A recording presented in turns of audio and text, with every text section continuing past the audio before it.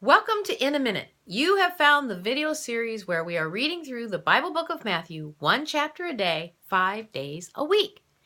I'm Robin Heiskell, and today we are on Matthew chapter 23.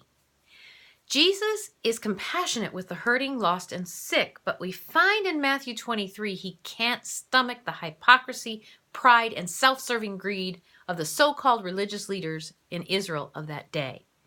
In his rebuke of the scribes and Pharisees, Jesus uses references that would have been very clear to the Jewish people of that time, but they may need a bit of explanation for us today. For example, in the synagogues of that time, there was an official chair called Moses' seat. The teachers would stand to read the scripture and sit to interpret and explain it. So what are phylacteries? They are small, leather, cube-shaped boxes with Bible passages in them. They were tied with straps around the back of their right hands and foreheads during the weekday morning prayers. This was a literal interpretation of the Old Testament passage of Scripture found in Deuteronomy chapter 6, verses 8 through 9. Their purpose was to remind the wearer of God's deliverance of Israel and to keep God's law close at hand and in their minds. The borders of the garment referred to the tassels worn on the hem of the garment.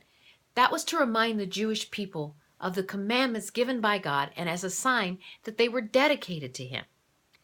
Jesus was saying that the scribes and Pharisees were so caught up in their hypocrisy that in order to be seen as especially righteous and holy, they would make their phylacteries large and their tassels long.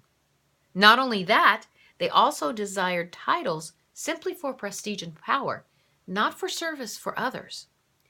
Jesus wasn't condemning all these things.